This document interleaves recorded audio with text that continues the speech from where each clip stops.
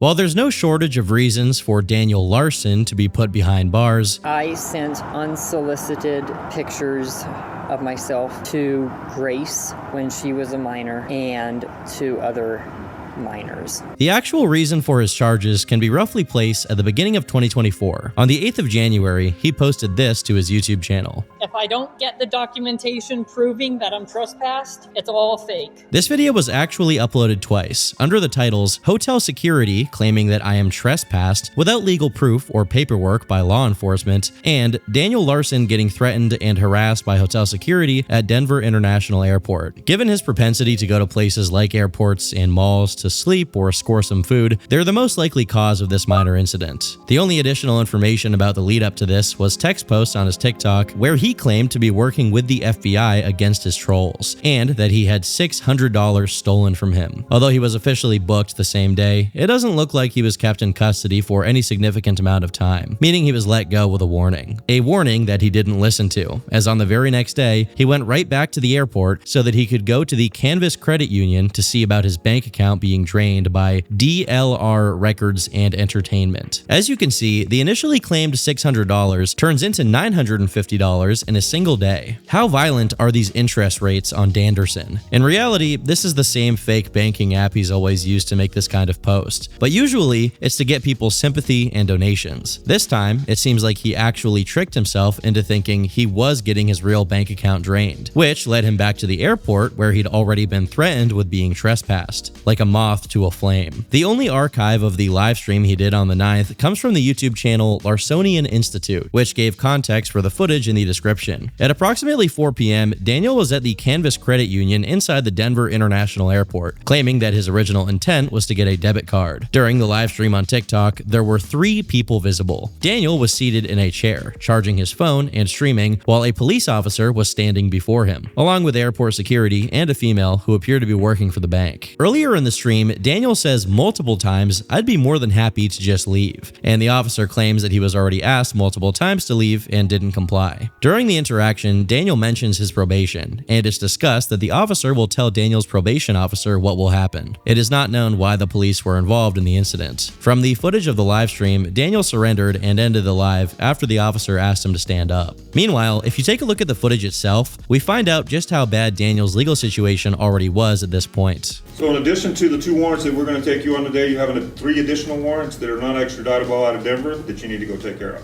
I am aware. Okay, so that's 5.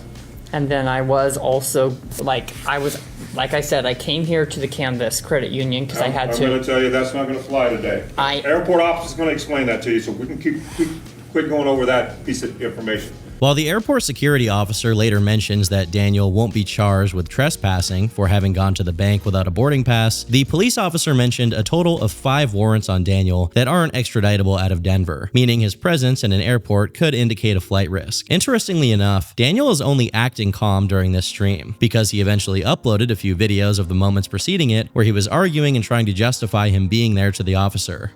I just did business here. Sir. I'm waiting. No, you have a boarding pass. What? You have a boarding pass. I was at the Canvas No, Credit Union. sir. I don't Jim. know. I don't know why you are treating me this way. I went to Canvas Credit Union. Do you have ID on you? I do, I can see it, please. but I don't It's need not a it. request. I This would is be where more we're than at. happy to leave. I'm not I past asked you that security. already. I asked you that already. Okay? And you chose not to. So we're going to advise you on trespass. I don't need a trespass. Like this is straight up harassment. I would be more than happy to just leave. Well, we'll address that here in a minute, along with some other business. But I did come from Boulder, Colorado, Okay. because I had another appointment, and then I Where went. was that at? I'm not obligated to say. No, you're not. But was it here? And then I came Was it here. No. And then I have another meeting tomorrow back in Boulder with my probation. When you're on probation. I'm not obligated to Actually, say. you are. It's part of conditions of your probation. I am on probation for trespass.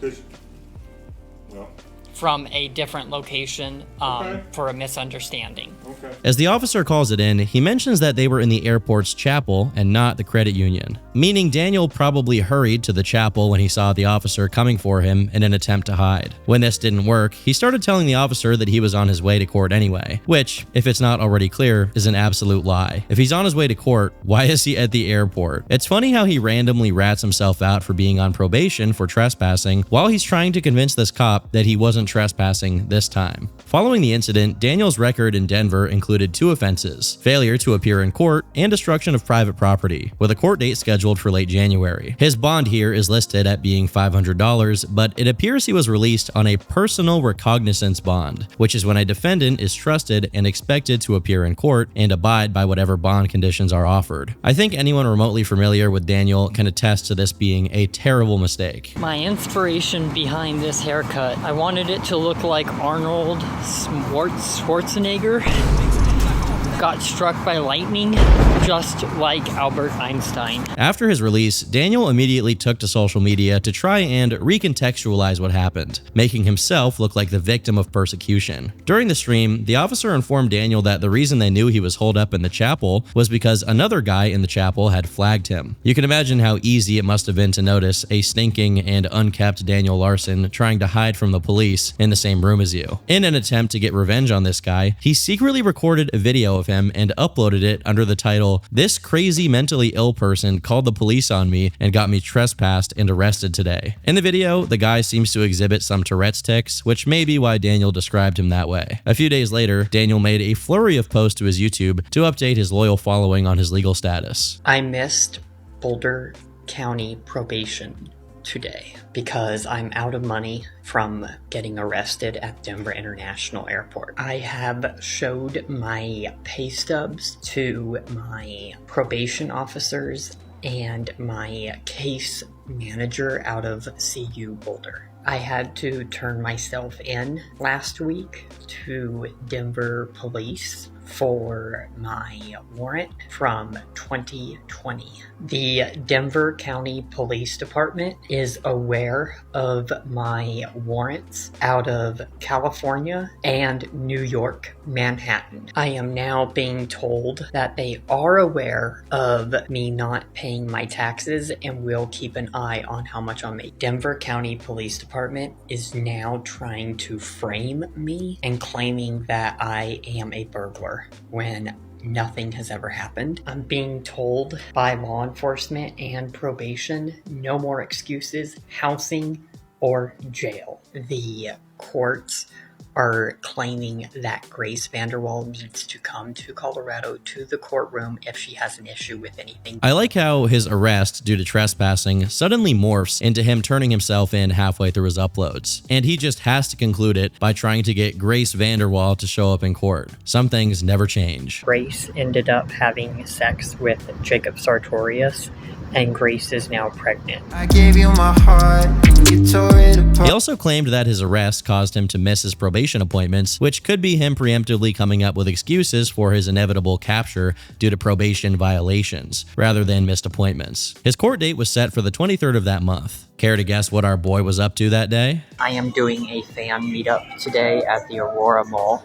$20 for unlimited pictures. Most of his uploads from this day are recorded and posted from this mall, where he announces that he'd started college the day before, which is part of an elaborate ruse conducted by trolls who got on Zoom calls with him and just gave him fake information. Now, the first king of ancient Texas, his name was Ashid Anfarad, and he was the first king. Now, that's important to remember because that will be on one of the quizzes that we have next week. All right. So if you need to take a screenshot of my presentation. I think I saw this guy at a museum one time. He invented the Caesar salad. He was the first leader of the United Nations, and he was the first person in the world to use pronouns. All right. Julius Caesar was addicted to nicotine, and you eventually banished all nicotine and nicotine users to Mexico. Given that Daniel posted pictures of multiple plates of food, he was either with someone that day who paid for the meal, who may be these guys, or he was committing the crime of dine and dashing on the same day he was supposed to attend court. His criminal behavior also seems to have altered the course of his music career, marking his transition from pop to gritty gangster rap. I have 2 rap songs dropping by March 2024. Don't ever think about dropping a song the same day I drop my music. You will get wiped out financially. A few weeks passed by before he saw any sign of trouble, until suddenly, as he streamed in the early morning of February 3rd, he seemed pretty rattled. I might have to go on lockdown. I don't know what the that car was doing. That's the third time I've seen the same police officer follow me. Not like they can do anything. They're not after me. I haven't done anything. So they can't legally do anything. He tried to calm himself down a bit by talking about what he was going to get for lunch and discussing how college students, whom he refers to as teenagers, were just getting out of class and were causing a ruckus in his area. Fridays and weekends are terrible. Summer break is good, winter break is good, as long as it's not snowing. This attempt was not working, as Daniel could be heard breathing heavily and walking faster, exhibiting clear signs of paranoia. Meanwhile, his bird of prey-like eyes darted all around. The one thing that his paranoia didn't seem to affect was his delusions, which remained as strong as ever. I still need to also come up with $700 starting tomorrow, next week in the hotel. Well, I have class in an hour. It's the music class, but I don't have the music for it because they wanted me to use BandLab, and if they're not going to go over how to make the song in the class, they just say, oh, here, use this platform, do it. I'm getting so many gifts in this live stream, I might as well get an apartment tomorrow. The gifts he got during the stream amounted to about $500 if his count is to be trusted. But still, that's not enough for an apartment. So what Daniel is probably trying to say is that he wants to spend it all on an expensive hotel room and then go back to being homeless 2 days later, stealing food and electricity from a mall. As the stream goes on, he complains about not having music production know-how and claims that Clark should learn and do it for him. For those of you who haven't seen the previous videos, ever since Daniel has had an online presence, he's always maintained a delusion that he's a successful singer-songwriter, and one of the ways trolls found to successfully capture his attention is to present themselves as a record label representative or manager. Clark was the last person to play the role of Daniel's manager, mostly during the year of 2023, and he was particularly infamous for mindlessly enabling Daniel. After complaining about him, Daniel follows up with the announcement he will be running for UCLA government. It is true, I am running for the UCLA government, and the elections are today. I did find out where the drones were coming from, so UCLA is working with the Chinese government. I was being told that people are being followed by the Chinese government on and off campus. And also, there is no drone, so stop talking about the drones. It's funny that the people in the chat keep talking about drones to try and make him even more paranoid. Later on, he announces that he will be purposely violating his probation. I'm gonna be possibly in a new movie, so I'm gonna be traveling, whether the probation allows it or not. I've already been accepted, not like I can just quit that job. As he grows increasingly concerned about being followed, he basically starts stimming about his manager, Clark, Bob, and Tina, and Grace Vanderwall, blaming them for his life being messed up and him being homeless. I realize that some of you guys may not know who any of these people are, so I'll explain them as quick as I can. Besides Clark, whom we've already introduced, we have Bob, a longtime patron of Daniel, who basically adopted the role of his caretaker after his family could no longer handle him. His presence in Daniel's life can be summarized in him occasionally sending Daniel some money, which he always spends all at once in stupid ways. And whenever Daniel gets arrested, Bob is the one who bails him out and sets him up with a new phone, which restarts the Larson cycle. And I can't forget to mention that Daniel's only way of repaying him for these acts of charity is by blaming him for not helping enough and gaslighting him, which sometimes evolves to outright physical violence. Calling the police.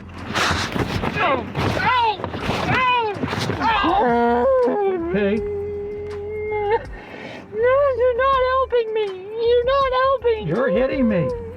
But you're not helping me. The motel threatened to kill me. we also have Grace VanderWaal, a singer among many other teen and preteen stars that Daniel was obsessed with when he started posting online, and Tina VanderWaal, Grace's mother. While the trolls pretended to be pretty much everybody Daniel was infatuated with, for whatever reason, Grace was the one he latched onto the most, as he believed that she was genuinely dating him and was gonna buy him a house and go on a world tour with him. But before I go any further in this video, I have to sell things. This video is brought to you by the Turkey Tom Shaker Cup, available for a limited time only. This is actually my first time being outside ever, because outside of this, I spend a lot of time locked in on the computer, and you know I gotta have my caffeine. And what better way to do it than with this cup and its epic design? It's got the Guno meter right here, so as it fills up, you can see the different tiers. It's dangerous, it's dark, it might get you put on a watch list, but that's fine because the federal government actually can't legally take away your GamerSupps cup. This is true, it's verified by true American patriots, and if they do take it away from you, you can personally call Donald Trump and have him get you out of jail. Not to mention, GamerSupps has 0 carbs, 0 sugar, and less than 1 calorie. Can you believe it? GamerSupps is also cheaper than energy drinks and soda, and there's no crash from this delicious, absolutely tasty meal. So use code TOM for 10% off right now at gamersupps.gg. I repeat, code TOM. Link in the description to get this epic new shaker cup. You're gonna want it, you're gonna need it. Get it before it's gone. Now back to your regularly scheduled programming. All right, so back to the stream we were talking about before. Eventually, you can hear sirens in the background, which sends Daniel into an even deeper state of paranoia as he argues with his chat. The cops are not coming, guys. LOL. Just a few minutes before the stream was abruptly ended, Daniel walked into some sort of open establishment and suddenly started loudly talking about World of T-Shirts, Joshua Block, saying he got really drunk and violated court. As insane as it is, I think this was an impromptu attempt to frame Josh for what he himself had done, as moments later, this happened. It's hard to hear, but someone calls out saying, "Hey," right before Dan looks away and ends the stream. Most likely, the person calling out for him was a police officer, as later on, it was revealed that this was the moment he was suddenly approached by cops who held and arrested him. Wait, hold on, bro. Glove up. Put gloves on. You got some extra? I should. So we're gonna take him from the chair, and we'll go across, so we're not fighting on that pillar. We're gonna go ahead and make contact with him right now. Hey, buddy, it's okay. Relax, it's okay. Relax. Just remember to arrest. You got a warrant for your arrest. Relax. Okay, relax.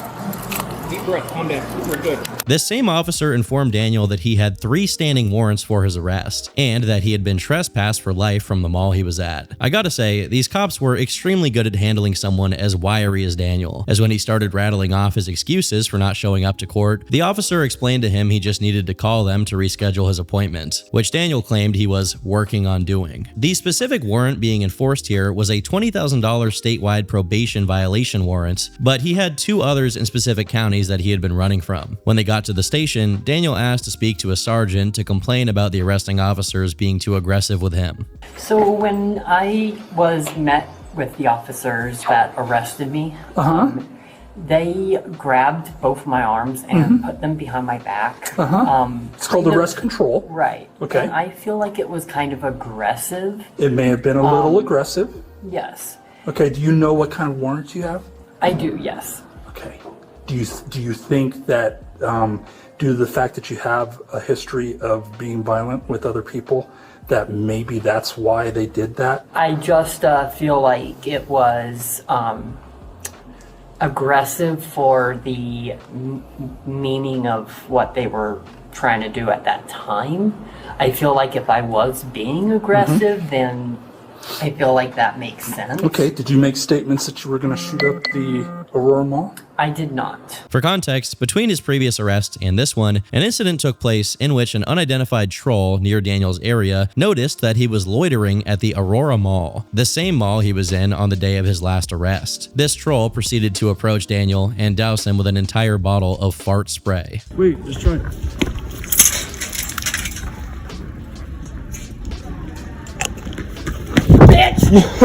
While it's obviously not okay to initiate altercations like this, especially in places like a mall where it can result in damage to the property or harm to Daniel, he responded in an equally not okay fashion. Dude's freaking out. Holy sh**. Hey, someone get security. This guy's freaking out. I will murder you guys for assaulting me. Hey, this guy's freaking out. Someone get security. He's knocking over. Whoa, whoa, whoa. Hey, back up. You filmed it. I don't care. You're going to jail. I know security here. I can't play it here due to YouTube's amazing rules, but Daniel could also be seen hitting himself and heard hitting something else in the background. Following the incident, Daniel made a series of posts to TikTok claiming that he had been doused with pee, a stolen bottle of perfume, as well as alleging that the troll tried to get Daniel to go to his car and hotel forcibly, which is very odd. This incident was quickly absorbed into Dan's delusions, as he made another post saying Bob refused to help his security team and the Vanderwall family and management to protect Daniel from the assault. Despite suffering no injury as a consequence, a day later, Daniel checked himself into a hospital. Yes, you heard right, there was a celebrity in the hospital. Excuse me, there's currently a celebrity in the hospital. I don't give a f*** Dang. There is currently a celebrity in the hospital. We are asking that the message gets out. He stayed there briefly, but after he was medically cleared and discharged, he was found sleeping in the lobby. Of course, it was pretty easy to figure out he was fine and was just a homeless person looking to stay inside, but it wasn't so easy to get him to leave the hospital. You've been harassing me. I've been asking you politely to leave because you've been discharged. I want the police to show up. He's on his way up here to escort you out. I want the police. I don't care. Trespass me from the hospital.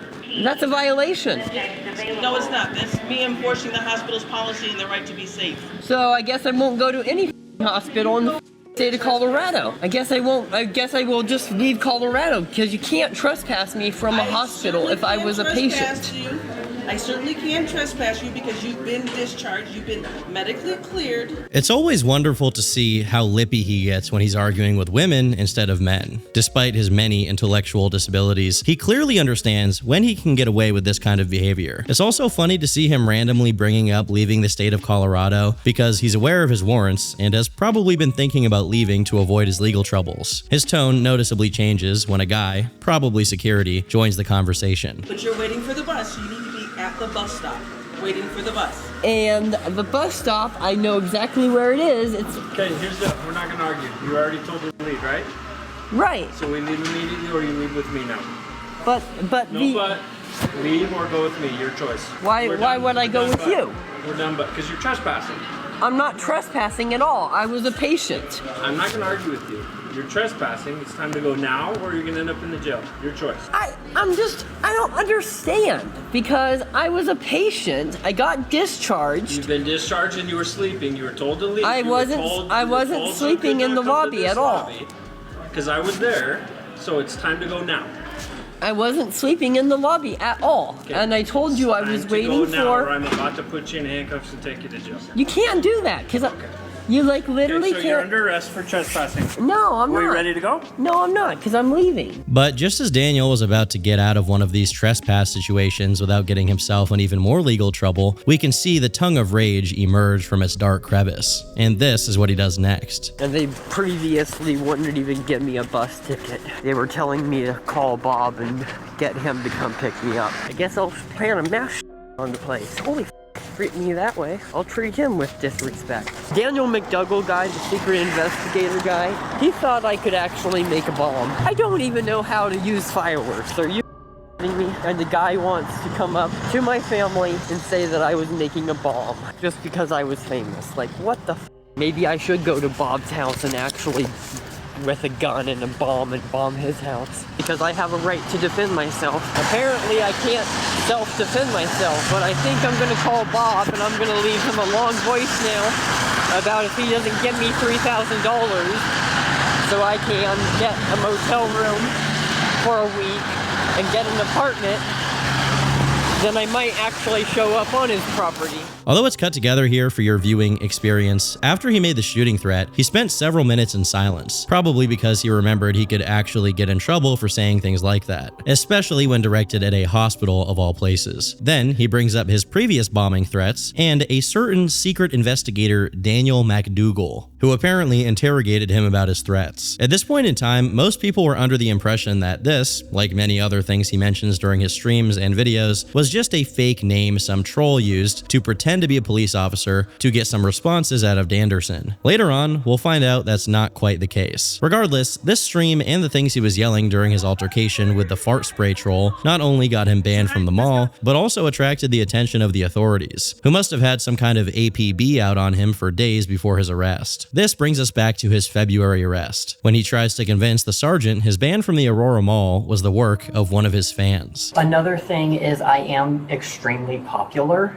on social media. Okay. So it doesn't surprise me that one of my fans would have called the Aurora Mall and then claimed I said something I didn't, because that happens all the time as well. Okay, all right. Regardless of whatever gibberish he was trying to tell every cop that was handling his booking, he was uneventfully taken into jail. While you're getting the beat by beat right now, at the time this was happening, most people were completely out of the loop and desperate for some updates on Mr. President. Their desperation got to the point that, in an attempt to listen to his first court appearance, they ended up swarming some other guy's court appearance who happened to also be named Daniel Larson, and it got that court stream shut down. 1 week later, the real Danderson was slated to have an appearance, but it was in a court in Jefferson County, and he obviously couldn't attend due to being in jail in Arapahoe County. A day later, he was finally seen through an online court stream, and while not very many online observers managed to get into the stream, one of the people who did left a comment on Reddit relaying the information. Daniel's attorney said he has been diagnosed with autism and PTSD. They mentioned that his close friends are assisting him in finding shelter in motels. They also mentioned that he has a following on TikTok and is earning money on his own through his fame. He's getting a psychological evaluation and a new court date next week. There should be a $500 cash option for the secured bond. Daniel said, "I just don't have anyone that can do a security bond. I just don't have any family.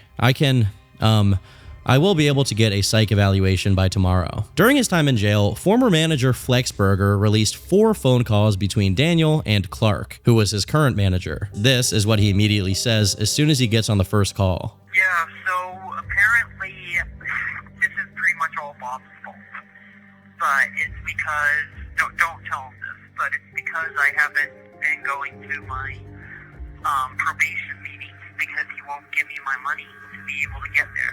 The rest of the call is a lot less entertaining as Clark feeds into Daniel's delusions of fame, talking about how the fans leaked the arrest body cam footage and not questioning Daniel when he talks about getting support from Bob and Grace to get him out of jail. The primary concern for Daniel is to get his fans to do teamwork, by which he means everyone pitching in to pay his $20,000 bail, which was still that high when the call was made. Now, the secondary concern is preventing someone named Chang from taking over the UCLA and making it legal to eat dogs.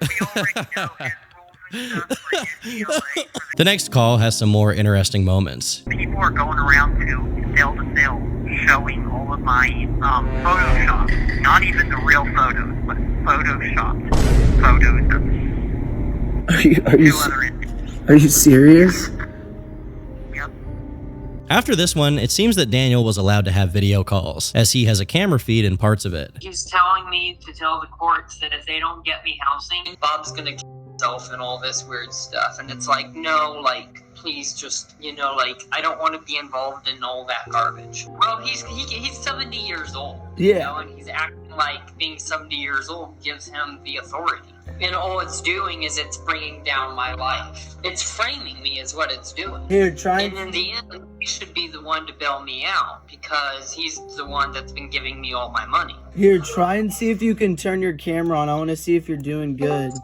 Yeah, so what I would do is I would talk to Tina and kind of go from there. I should go for now to save battery and to save money. Message Tina and Grace and see if they can bail me out. Even while constantly putting Bob down for seemingly no reason, he still expects him to bail him out just because he used to give him money. It's important to say that Bob had absolutely nothing to do with this, and any communications between Daniel and Bob during this time period are actually between Daniel and trolls pretending to be Bob. There is another call, but due to it just covering things we've already heard, and Daniel further giving himself over to his delusions about Grace, it's not worth getting into. While he was initially looking at anywhere between 30 days and a whopping 18 months for violating his probation, on the 1st of March, his plot armor muscled through, and he was released with a reinstated probation. Hello everybody, it is March 1st, 2024, and I got released from the Boulder County Jail. Just a couple of days later, he responded to some YouTube comments who were asking him questions about what went on by saying that he was assaulted and raped doped in jail, adding that he was in a pod with murderers. Despite being released, things didn't get much better for Daniel, as restaurants were consistently kicking him out or refusing to serve him altogether due to his reputation. His new thing after this latest arrest of him pretending to call his probation, which I assume meant his probation officer, but no one would pick up, only for there to be no dial tone, no sound indicating a missed call, no sounds of buttons being pressed when he's dialing, just Daniel muttering to himself as if he was doing something and visibly shaking his head to demonstrate his frustration. There were some other questionable activities during this period as well, such as Daniel making a post titled "Modeling," where it was just a picture of himself shirtless. What an absolute specimen. It didn't take long for his paranoid delusions to return, as Daniel made posts about hearing gunshots, seeing the police come, receiving paychecks from Interscope Records, and being ghosted by his management and Bob. Like the boy who cried wolf, due to how much Daniel made up, it was hard to say when he was talking about something that actually happened. So when he started talking about being physically hit by someone named Dylan Clark and kicked out of the homeless shelter, many thought he was simply talking about his manager. I just got kicked out of the Boulder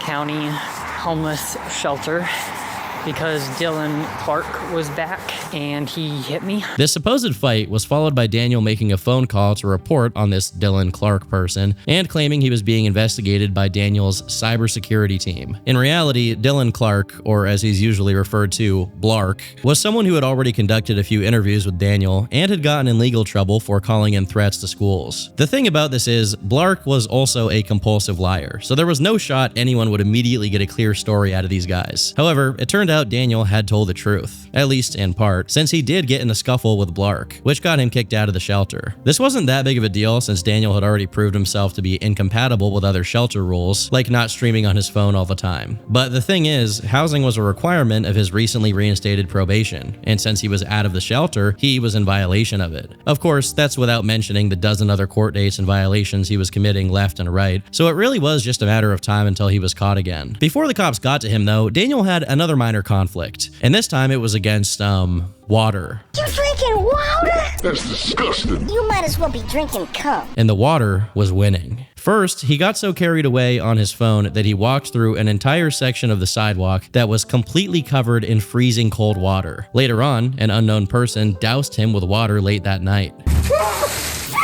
But before Commander H2O could secure a dominant victory against the Larsonian army, on the 19th, the police found him at a random grassy off-road location and arrested him. He was processed for being a fugitive, and once again, it seemed like the charges were piling up against him in such a way there would be no way he got away with it. Then, he got away with it, having his probation reinstated for the umpteenth time. After this, he was free for another 2 weeks, although we can lay the blame for that completely on the court that released him, as Daniel was doing everything in his power to get himself captured again. Within a couple of days of his release, he announced there'd be an imminent financial crash, setting the grounds for his first big meltdown from this period. The FBI can go ahead and press legal charges on me. I will just kill their ass.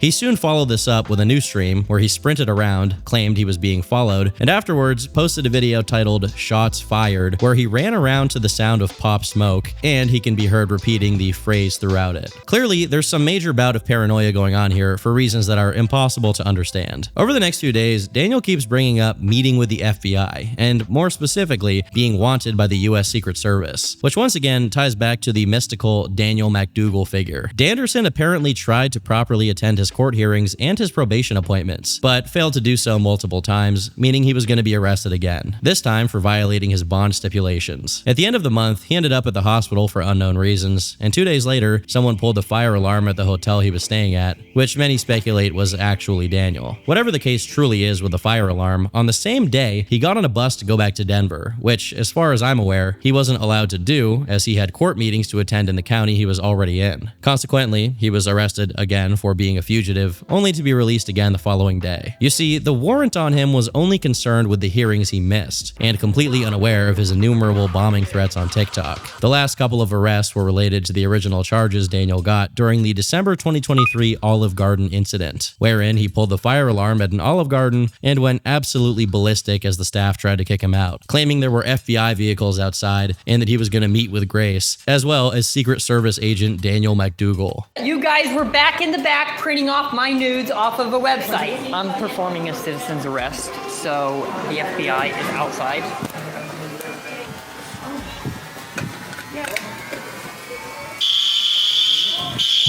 Was that the bite of 87? While it had been months since this incident, Daniel was still in the same headspace. This is a message to the feds, the FBI, CIA, the US government, and Bob and everybody on Earth. Better not try to twist what I am saying and take little bits and pieces of my social media and try to incriminate me and try to press charges on me. You guys are trying to take what I say, take the things that I've said, and twist the entire story around. If anyone does that, there will be a massive, massive lawsuit. I am friends with Donald J. Trump, and when he's president, I will make sure that he takes down the feds. As my first order of business, I hereby declare martial law. You have to take out their families. But I'm not going to sit here and play games where the feds are like, oh, you threatened us, you said this, you said that, when you don't even know the entire reason why. On the 6th of that month, he ensured a speedy return to lockup as he made a stream where he did pretty much everything he wasn't supposed to do, and once again attracted the attention of law enforcement for the things he said. I will bomb your house! Bomb you! Bomb you! Bomb you! Bomb you! Kill you! Kill you! Call the feds on me, you— When the serpent's tongue is poking out, you know he means business. His many threats against Bob, every police station in the world, the White House, and Daniel McDougal would be the key elements to getting him locked up for good. Funnily enough, it seems this meltdown was triggered by Daniel being kicked out of a Buffalo Wild Wings. And honestly, I can understand. Despite this insane episode, Daniel spent the rest of the month mostly behaving himself, attending court, and trying to obey his probation. But unfortunately for him, it was too little, too late, as his fate was already sealed. Unbeknownst to him, his threats to the almighty Bob meant he had no chance of keeping his freedom. On the 27th, Daniel has a brief and mostly undocumented run-in with the police, and although he's not arrested on the spot, this incident is probably what led to what came next. He gets kicked out of yet another B-dubs the next day, and probably aware he was going to get caught and arrested again for missing court appointments and dine and dashing, he announced online that he was on his way to Boulder, where he had every intention of continuing his rampage. However, before he could go, on the 30th, he was arrested for the last time. And this time, it wasn't for some petty county charge, but instead, a federal warrant for the bombing threats he had been making online for the past year. All the way back in August of 2023, Daniel posted a video titled "Daniel Larson on his way to meet up with the investigator," where he talked about meeting with Secret Service agent Daniel McDougal to talk about the things Daniel had said during the 7-Eleven incident. Namely, he said he would have the White House bombed after a couple of trolls stole Daniel's dog. Although this stealing was quite justified, given that Daniel wasn't treating the dog properly and didn't even have the means to feed it, as he was homeless at this time. Agent McDougal has been somewhat of a recurring theme, especially when Danderson broaches the topic of blowing up people or buildings. As I already said, many people assumed this was just a troll who was presenting himself as some kind of official to gain Daniel's trust. But to the surprise of everyone, in Daniel's court documents, we can see that the person in charge of Daniel's case was none other than FBI agent Daniel McDougal. For a whole year, McDougal was apparently keeping track of Larson's online activities, which is really funny to me. Imagine working your whole life to become an FBI agent, and instead of investigating terrorism or organized crime, you get tasked with following the online activities of Daniel Larson. I don't know if that's a dream scenario or a nightmare scenario, but whatever it is, that's his life. Over the 4 pages of his indictment, Daniel had 6 counts of threatening to use explosives and 1 count of interstate communication threats. I imagine that these may sound a little scary if you don't know the context and have no idea who Daniel Larson is, but it's hilarious if you look into what each of these counts is actually about. A couple of them are related to the July 3rd Community Tab incident, when Daniel said he would bomb a courthouse, the headquarters of both Spotify and Reddit, and the White House. I am done, and I will not stop until the White House is blown up. Then we have the August 29th meltdown, when trolls got under Daniel's skin by pretending to be Grace and claiming she was cheating on him with Bob and Tyrone. In response, Daniel threatened to kill Beyonce, himself, and Grace Vanderwall, then threatened to drop bombs on the White House, Columbia Records, all of the US government, every single police station in the world, and Bob's house. Then he tried to dox Grace, and last but not least, he called his manager at the time the N-word. Although Although there have been some people who make accounts pretending to be Daniel to say incriminating stuff, Daniel ensured that people knew he was the real deal by posting a video called Proof for N-Word Grace Vanderwall I Am Hitting Myself, where he did what was said in the title while wishing that she was dead. There were probably a lot of other things that he said that are unfortunately gone, the reason why being that due to how fast he spammed his community post feed, not all of them have been archived. The other two incidents that contributed to the charges against him were the March 23rd and April 6th meltdowns, which we've already gone over, and the Christmas Day meltdown, in which Daniel specifically said he was going after none other than Agent McDougal. While there were many instances where Daniel claimed he'd been communicating with Agent McDougal, there were also some other confirmed instances of people pretending to be him, some of which were caught by Daniel himself. Because of this, it's impossible to know which ones were real and which ones were trolls. Regardless, if they had any communications where McDougal tried to advise against making terroristic threats on TikTok, they clearly had no effect. As it's laid out by Daniel's court documents, all of the counts he faced could add up to 65 years in jail and $1.7 million. Of course, rarely do people get sentenced to the exact full amount of their counts, but knowing Daniel, anything is possible. He could try to represent himself and destroy his case so badly that he got the full ride, or he could go free out of nowhere. Surprisingly, despite the FBI's year-long surveillance of Daniel's online activities, it doesn't seem like there was any emphasis on looking into the many times Daniel admitted to watching illegal videos of children. Literally one day before he got arrested, he made a community post which read, "I watched CP because the FBI and US Secret Service showed me what it was." Very bold move. I'm sure that'll look good on the eventual court transcript. While I try not to wish ill will on anyone, it's only fitting that, along with Daniel, it seems that his manager, Clark, was also in the crosshairs of the police for allegedly being an accomplice to Daniel's activities. While there have been multiple managers over Daniel's career, if we can call it that, Clark held that position for the longest period of time, at 10 months straight. Meanwhile, Flexberger, a former manager of Daniel's, consistently highlighted that despite this being funny, Daniel was a pathological liar with very creepy tendencies that frankly should be a matter of public knowledge. Consequently, Flex's approach to managing Daniel was to try and extract as many funny moments as he could, without actively empowering him to get in contact with other people. Meanwhile, it seems that due to issues in his personal life, Clark became parasocially infatuated with Daniel, speaking with him over 10 hours a week every single week. While it's universally unadvisable to directly interact with people like Daniel just beyond observing them, Clark didn't just interact with him, but he actively enabled all of his delusions, which definitely drove him further into the paranoid schizo state he was in the last few months that he was free. It may sound harmless or just dumb, but his management approach led to two situations: the Golden Hotel incident and the Olive Garden incident, where Clark told Daniel that Grace would be at a certain establishment and egged him on to the point where Daniel became belligerent toward the staff and caused serious property damage. It also didn't help that Clark had a whole Discord server set up around interacting with Daniel, which is just about as bad of an idea as you can have. Now, this isn't to say some of Daniel's past managers, including Flex, were saints or that their behavior should be reproduced, but Clark's approach was specifically bad given how friendly he was to Daniel. Additionally, in December 2023, Flex leaked some phone communications Daniel had with Clark, where this is said. What he's doing is he's blaming you for being a fake lawyer, okay? Everything is true, but you are a fake lawyer. I don't know what the fuck is going on with this Daniel McTuckle guy.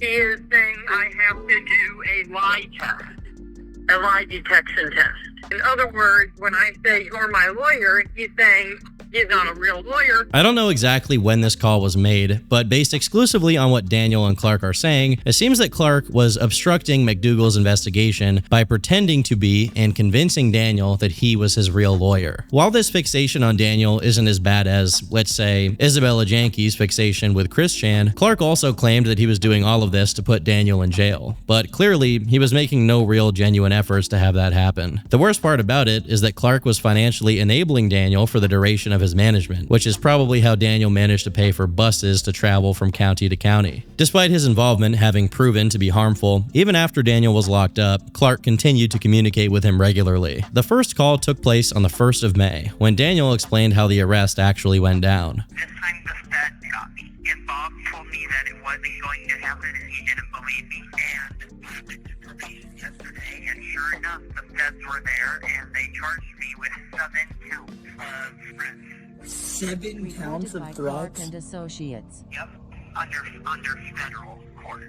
Holy sh! While he was lucid enough to accurately lay out what he was charged with without lying, he immediately followed it up with this. Apparently are looking into Bob for his finances, and the feds are also on top of that now looking into my bank statement, see the real amount that he was giving me. It's like he can never get in any trouble without instantly trying to drag Bob down with him. What's likely to be the real explanation for what Daniel is saying is that McDougal, whose specialty as an FBI agent was fraud, was suspicious about Daniel's earnings, most of which came from Bob, who kept him afloat for the majority of his career. Later on in the call, Daniel mentions that he's now considered a flight risk and that they're considering moving him to a higher security facility. His public defender's strategy to get Daniel out of jail was to explain that he doesn't know how to make explosives and didn't mean any of the threats that he said, as he only said them because he was panicking. While these things are both true, like always, Daniel pairs it with a lie. And I don't have a violent history like anything like that. Exactly. Excluding all of the times he destroyed property, we know this to be untrue, since all the way back in 2017, Daniel's first documented arrest was for hitting his mother, who was paralyzed and wheelchair-bound, and hitting his grandmother, who, according to his own mom, was sick and dying. Both of their conditions are publicly verifiable, and both of these women have since passed away. So rest in peace, and God bless them for putting up with the maniac that is Danderson. While the felony third-degree assault charge he got for it was dismissed, he was deemed guilty of misdemeanor harassment and sentenced to 44 days in jail, although Daniel is known to lie about this. In his version of the story, the case as a whole was dismissed, and his mother deserved to be hit due to allegedly being abusive towards him, hitting him with belts for 15 years. Interestingly enough, he doesn't mention his grandmother at all when he talks about this. Besides the concerns about Daniel's violent behavior, it's also claimed that the judge wants him locked up so that he won't get released and immediately go back to social media, as that seems to be the main source of his delusions and problems. Despite looking down the barrel of serious legal punishment, Daniel not only maintained a pretty good outlook on it, but also adds that he's told his public defender will be reaching out to Grace, claiming that they're now engaged. It's unbelievable how far this Grace Vanderwall thing has gotten, and it's hard to believe there was once a time when Daniel didn't think they were in a relationship. When going over his charges, Daniel mentions that the prosecution was focused on the threats Daniel made towards the DDRC, the Developmental Disabilities Resource Center in Lakewood, Colorado, where Daniel used to stay before he was homeless. Unlike the majority of his other threats, which yielded nothing but potential jail time for Daniel himself, his threats against the DDRC resulted in the entire facility being evacuated and a bomb squad unit being detached to clear the building, which, as you can imagine, was quite stressful for the staff and patients and expensive for the police. But Daniel's take on it is pretty interesting. After like comments he made one time, they had to evacuate like the whole building or something. Yep, and they brought in bomb sniffing dogs. Jesus Christ. Because like the ERC just took it so seriously. Which, I mean, proves kind of how stupid they are, you know, because they know me so well that like they know I'm not going to do that. But it's kind of ridiculous. Like, why would they even waste? What's particularly entertaining about this call is that when Daniel pivots to the FBI's interest in Clark in the Discord server, you can almost hear his heart sink. The FBI is still saying things about you, and not only you, but now the Discord server. As I know you're Property of Larson Lee. What were they? Jesus Christ, this is a whole mess now. Yeah, so the feds are just trying to get me, you know, like they're trying to call me crazy when it's like, no, because this is what I did, and I agree. Why would you lie? And Daniel's read of the situation is that instead of having him arrested, McDougal should have simply cut contact with Daniel. Before the call comes to an end, Daniel reveals that McDougal tried breaking his delusion by showing him a message that Grace Vanderwall's mother, Tina, once sent him. Stop saying my daughter's name. Stop saying you are in a relationship with her. You are scaring her and our family. Everything you have said and done has been in your mind. You need to access some mental health support and stop harassing my daughter. I have contacted the authorities and will continue to press the issue if you don't stop making disturbing videos. Your followers have harassed my daughter long enough. stop. In a shining example of his accountability and emotional control, Daniel said, "I understand. I'm ending my life tonight. Everyone has messed up everything." I actually think this interaction was what gave Daniel his tick of saying "my family" and "our family" during his aimless ramblings, as if he were speaking for the Vanderwalls or some kind of extended Larson family. Unfortunately, McDougal's attempt to show these messages to get Daniel to realize what was going on did not work, as he simply explained it away as having happened years ago and said that Tina had since changed her mind. It's actually kind of impressive that they didn't get him on some kind of cyberstalking or harassment charge for this. Perhaps finally realizing the gravity of his involvement with Daniel, on the 6th, Clark decided that it was time to come clean, although it had some mixed results. All of this has been, it's fake, man. I mean, I'm not Clark, I'm not a lawyer, I don't work for Interscope. Grace doesn't want to talk to you. The only reason Grace knows you is because she thinks either you're a predator and creep, and the only time you've ever talked to Tina was because she was telling you to back away. I mean, it hurts to say UCLA was fake, Interscope was fake. Every single thing that we did, it was fake. I mean, none of that was real, Daniel. I mean, and I can't keep leading you on here. And to be honest, you do need to learn your lesson. And I know we've acted like friends for the past, 9 months. But really, you're a sick guy, man. And I tried to give you the benefit of the doubt. Then I would see you send those to 15-year-old Sky Brown, say your things. You need to get some help. And I've been recording everything. We even worked with McDougal for a while. And I'm done. It's over, man. Now, before we get to Daniel's response, I once again should note that while Clark is coming clean to Daniel here, he is not coming clean to the public, as he's still pretending that this was some kind of grand sting operation and that he was genuinely concerned that Daniel was a creep. In reality, he knew from the get-go just how bad Daniel was and got involved anyway because he was addicted to the entertainment he got out of it. Most of these managers, and more generally people who interact with lolcows, do so because they want to be a character in the lolcow story. It makes them feel relevant in a very sick way. And another point of his spiel here, Clark says that he won't be answering any more calls from Daniel, which, of course, was a lie, because he kept coming back for more attention. Fortunately, Clark performatively coming clean had absolutely no effect on Daniel, whose mind is an impenetrable steel trap of delusion. To be honest, I kind of knew that you were trolling. And that's why I kept questioning everything. Although people typically attribute a dramatic tone to this moment, the truth is that it made absolutely no difference at all. All it takes is for someone else to come around and tell Daniel that Grace is in love with him, and Daniel would fall for it again. Ultimately, he just wants his delusions to be true, and as long as that's the case, he'll continue believing them. Clark's radio silence lasted for about a day when Bob contacted him, telling him that Daniel had gotten into a fight in jail and wanted to talk to him. Although Bob immediately played it down, saying, "I took it that he had a fight in jail. If he actually did have a fight, it couldn't have been much. There was no indication that it disrupted his phone use." Additionally, the description of the Larson leak raw upload containing some of the evidence I've been talking about says that whatever this incident was, it must have been minor, since Daniel doesn't bring it up, and Clark forgot to even ask about it the next time they spoke. On the 9th, they spoke again, but it was brief and didn't add any new bits of information. One day later, Daniel's public defender introduced a motion for his immediate release, but the judge summarily denied this. Daniel then appeared in court and pled not guilty to all charges, but was ordered to remain detained regardless. Meanwhile, Clark took to Reddit to announce his supposedly permanent retirement as Daniel's manager. "I was sticking around for the after effects, getting a feel of how everyone would respond, and I was right. You people need Daniel, and will always need Daniel. If not Daniel, you'll find someone else who helps you feel better about yourself and your life. Some of you antisocial Reddit losers who have never spoken to a girl. I can understand how you don't communicate well, or what manipulation is, but it's not a good reason to project on someone like myself. I truly don't care. Everything I did was for good. Everyone wanted him locked up. He's locked up. And I still got content during the fact that there were legit Secret Service agents involved. Enjoy your weird lolcow Reddit talk. It's funny. I found out about Daniel 9 to 10 months ago, probably like most of you, and did more than you guys could ever even imagine." Clark out.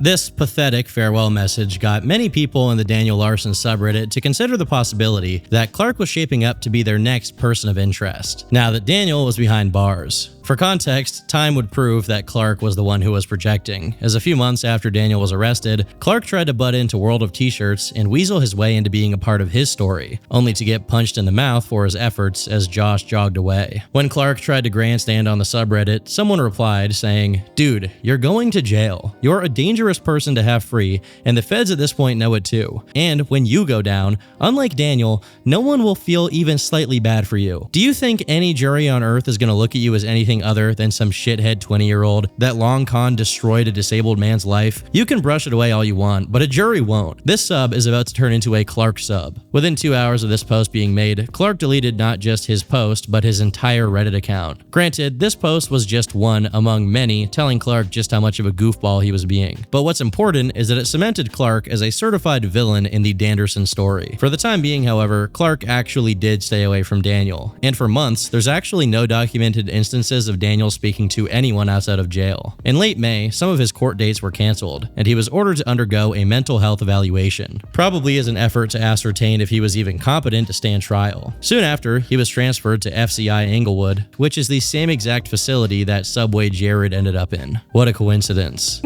As Daniel's court case slowly progressed, he was ordered to be committed and hospitalized in a facility for up to 4 months to make him competent to stand trial. Months went by, and while Clark hadn't engaged in any direct communication with Daniel, he remained active in the Discord, where he revealed that the last time Daniel tried to call him was June 30th. At this point, Clark actively wanted to get in contact with Daniel or Bob, but Bob wasn't picking up, and Daniel had to be the one to make the call, and he wasn't making it. Finally, in August, Clark noticed he missed a phone call from Daniel, meaning he was probably going to make another attempt soon. It took a while, but nearly a month later, Daniel called again, and this time, Clark managed to pick up. Dang, Daniel, how you doing? Absolutely terrible.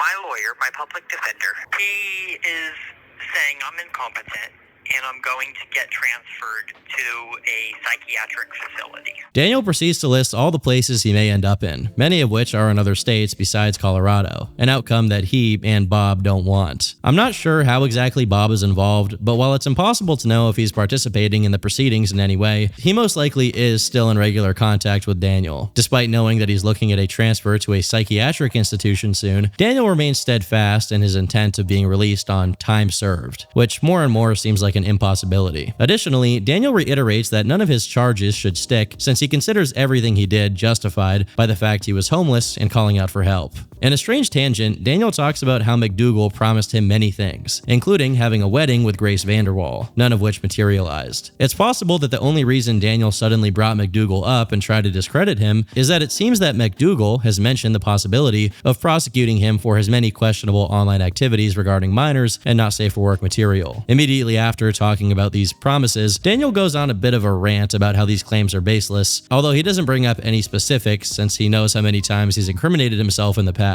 When this topic got too uncomfortable for Daniel, he pivoted to another lie, that the prosecution was now investigating Bob for having molested Daniel, although there is absolutely no evidence this was ever investigated or even considered by McDougal or anyone else. This once again seems to be Daniel randomly bringing Bob into every issue he has to try and push the blame on him. After this, Daniel gets into the topic of his jail conditions. And although I've already commented on this in past videos, whenever he gets particularly performative, he puts on this zesty tone of voice, almost like he's trying to emulate female celebrities in interviews. Somebody was trying to fight me. People were calling into the jail, sending threats to me. And I'm like, guys, I'm famous. It's not my problem. I've been in protective custody on 22-hour lockdown a day over 2 months now. And people are still saying I don't know how to read books when I do. So that's another thing that's pissing me off. People are accusing me of not knowing how to read. Inmates and COs keep coming up to me joking around about Grace, saying, oh, I'm in contact with her now. I'm dating her. It's like, okay, do you have their number? Because I have their number. I'm not, I don't have it straight on me, but it's in my legal discovery. It's just blocked out. Although some people have brought up his inability to read, I think his claim that everyone was bringing it up is simply him expressing his insecurity about being illiterate. Also, despite the things Clark said in his previous call and his Reddit posts, Daniel is back to believing that he is dating Grace. And once again, Clark is enabling it. But my legal discovery straight up has conversations with the verified Tina, Grace's mother, where it's straight up talking about being in contact with me and saying Grace is not dating you, she's not aware of you. But then what I find weird is there's a straight up letter that got sent to the homeless shelter where it straight up is from the real Dave. And Dave, as we know, was wanting the relationship and the wedding all along.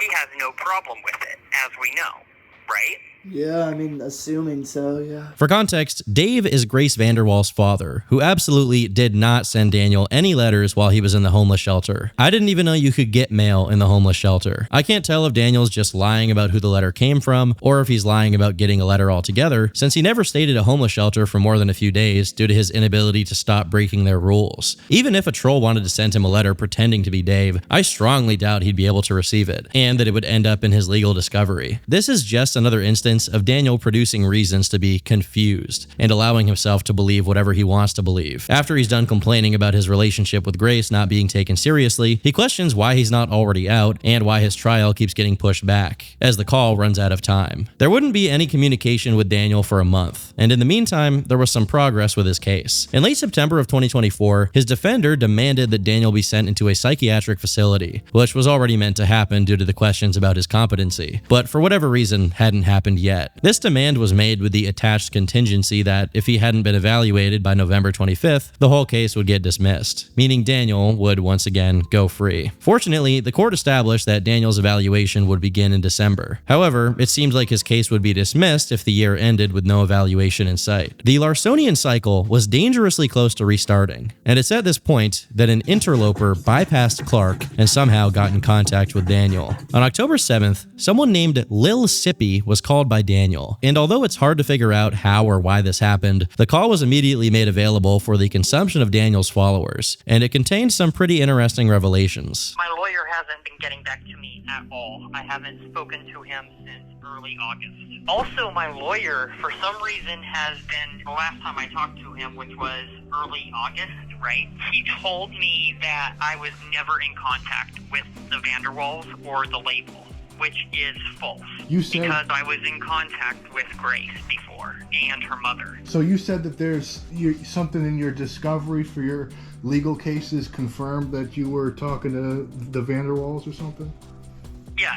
As we can see here, his lawyer hates Daniel because he's famous. Realistically, his lawyer probably actually got tired of trying to talk some sense into Daniel as he realized that Mr. President was a lost cause, opting instead to just work on his case without having to speak to him. Despite months having gone by, during which Daniel had no access to smartphones or the internet, he somehow maintained a pristine, frozen-in-time snapshot of his delusions. He follows it up with this. It's confirmed, and there's even conversations in my legal discovery over social media where Tina has admitted to talking with me, which is true, where she's told me to stop listening to the trolls. Somehow, Tina saying the same thing as Daniel's lawyer, which was that he never spoke to any of the VanderWaals ever, became her telling him to not listen to the trolls. Conspicuously, he doesn't mention the letter from Dave, which I assume can be chalked up to him forgetting that he even told that lie in the first place. After this, Daniel explains how he can't be held liable for any of his threats because he was homeless and trying to survive. I don't know how threatening to blow up a disabled care facility makes homelessness more bearable, but to each their own. It did seem like his inability to hook himself up to an IV drip of trolls did make him slightly more articulate, but the side effect of this is that his lack of confusion almost makes him realize that the lies he's telling make no sense. For example, so Tina wanted me to cut ties with Grace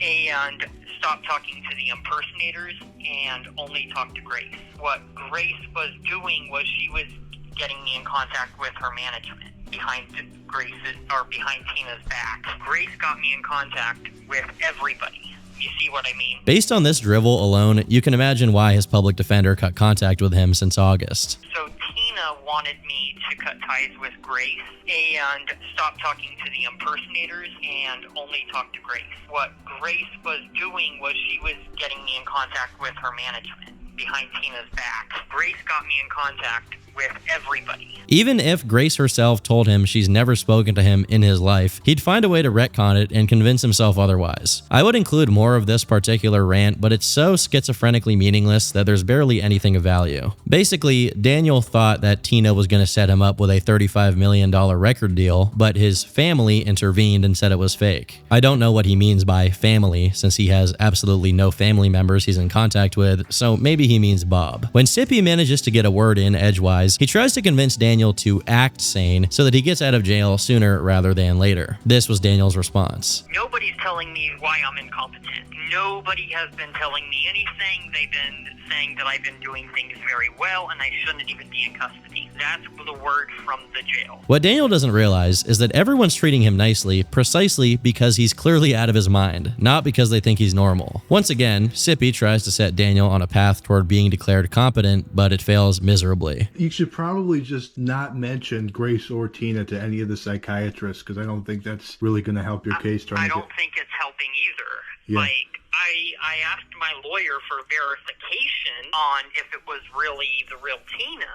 And he said no. And he said no, which is weird because it's confirmed that yes, it was actually them. I'm not saying that there was a fake involved. I was definitely at one point in contact. Eventually, after enough tries, Sippy manages to get Daniel to say the real reason he's not willing to do what he's saying and simply stop mentioning Grace to his lawyers. And I don't want you to sit in Springfield indefinitely. So, there's the old saying, you fake it till you make it. You just gotta, realize what makes you sound crazy and not say that and just fake it until you can be found competent, and then just, take a plea deal. And you've already sat for a long time. They'll probably just give you time served. I'm afraid that I'm going to have to plead guilty, because the thing is, if I plead guilty, then I don't think I can be with Grace.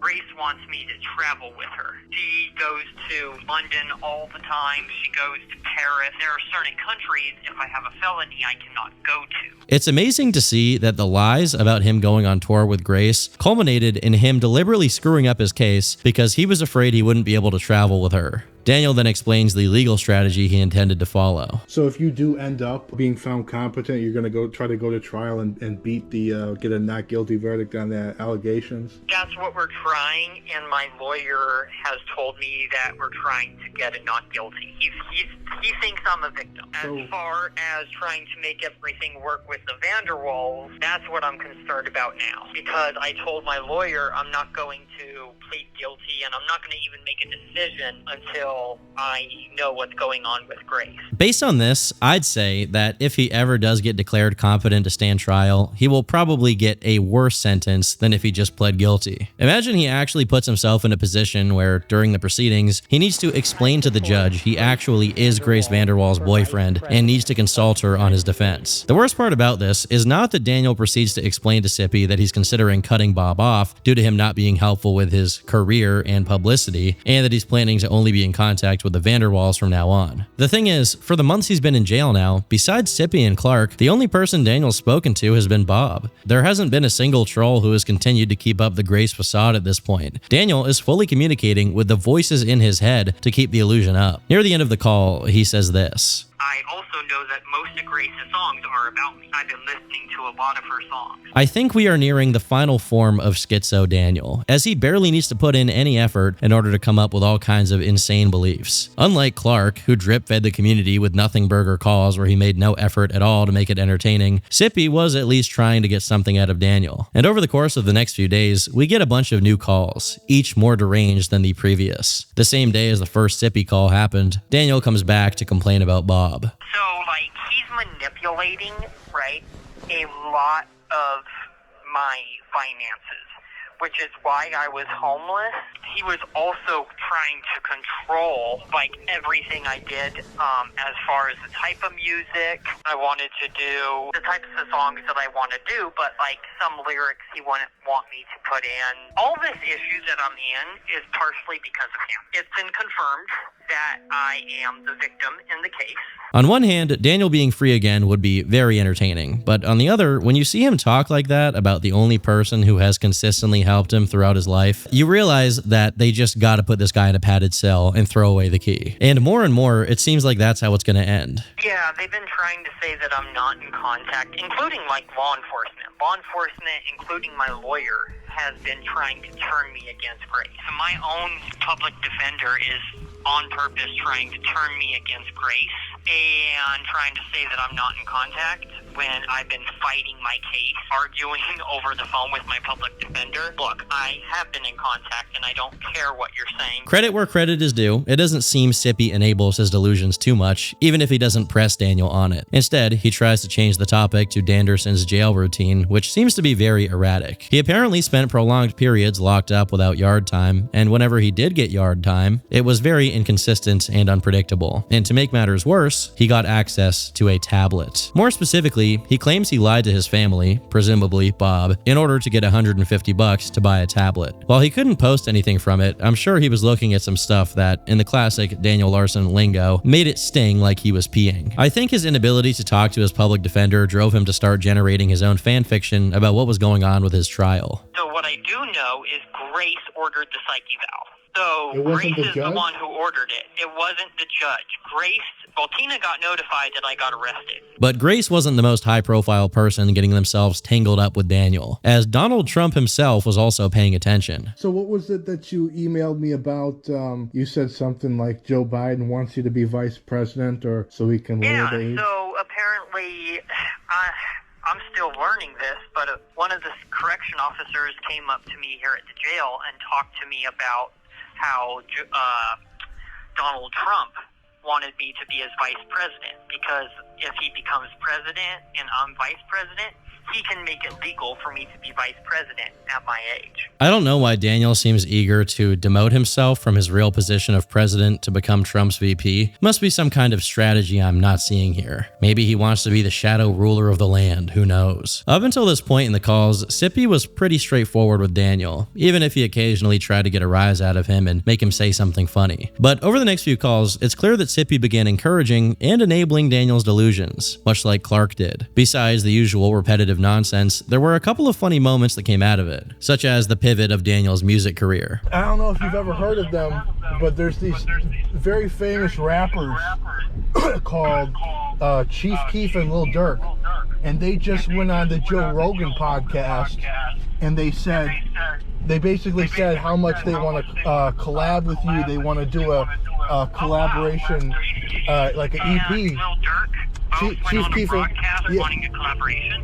Have you ever heard of them? Yeah, I have. Yeah. I used to have contact with them. Really? So that confirms things even more. That's crazy. Despite the more lax approach, Sippy still occasionally tried to get Daniel to do what most likely would lead to him getting released earlier rather than later, but with no success. My public defender told me that I don't have to necessarily get on medication.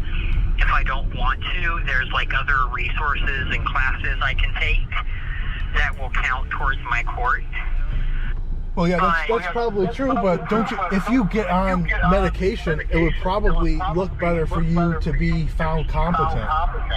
Right. I was actually on medication, on and off, when I was making a lot of the threats. So that was not, like, the medication I was on is a big factor on why I made the threat. Considering he hasn't had any personal belongings besides his phone and clothes since the time he arrived in a caretaker's house, I doubt that at any point during his homelessness he spoke to a psychiatrist, bought pills, and actually took them. The medication I was on for my blood pressure. It fucked with my head, but I'm over that now. I could probably get a letter from my doctor. A note from your doctor saying you don't like to suck cock? What do you think about me changing into a female? Most likely, he's just lying here, so he can explain why he has no intention of being medicated. The call after this one consists mostly of Sippy terrorizing Daniel over the phone by pretending he's playing a recording of Daniel's trial, only to play audio of an investigator reading the search history of the Parkland shooter, which has things so disgusting that they're not even worth mentioning. Of course, Daniel falls for it and thinks the recording is real, probably because he's made some similarly potentially suspect Google searches in the past, as my previous videos on him have gone over. In one of Sippy's bouts of enabling Daniel, he brings Josh Block into the picture, claiming that he's been trying to plagiarize Daniel's music in order to seduce Grace. And this is how Daniel reacts. No, this explains everything. Like, I'm a victim of everything. I shouldn't even be in custody altogether. No wonder my mental health was affected.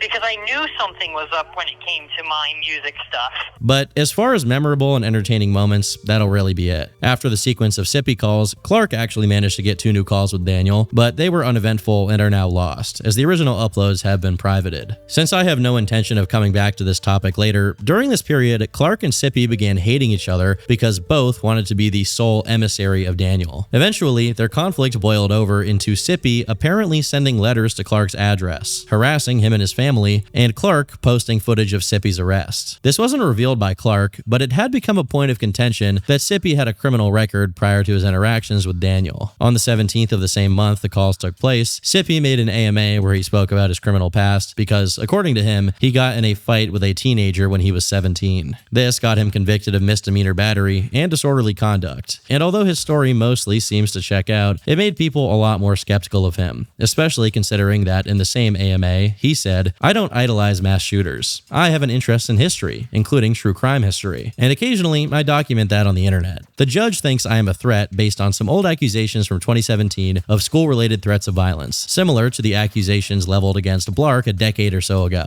which he, of course, later confessed to, which were never proven against me, coupled with some other circumstances that would take way too long to explain." There are also a few other claims floating around in the Daniel Larson wiki and subreddit that Sippy has tried to alter his page on the wiki in his favor, as well as supposedly having been charged a few more times with unlawful possession of firearms and bail jumping. Regardless of the merit of each of these things, the safest path to take when covering this kind of person is that if you deliberately get involved with lolcows, it's unlikely that you're a normal, well-adjusted person. All that being said, let's get back to the real star of the story, Danderson. Along with the calls, October also saw 2 letters sent from Daniel to Sippy, and although they seemed to be legitimate, they were dictated by Daniel to another inmate who actually wrote it down. Like a true king, he has scribes in jail who will write things down for him. I won't bother reading it myself, as in one of the next calls, Sippy does it for us, answering each of Daniel's questions, only for Daniel to question the letter's authorship. You sent me the one letter that I don't think I got back to you on. It was, can I ask you a few questions? Is the clit the same hole females pee from? No. They pee from their urethra. Is a gag reflex normal when you're about to come? I don't think so. No. Is pre-kick and sticky like regular?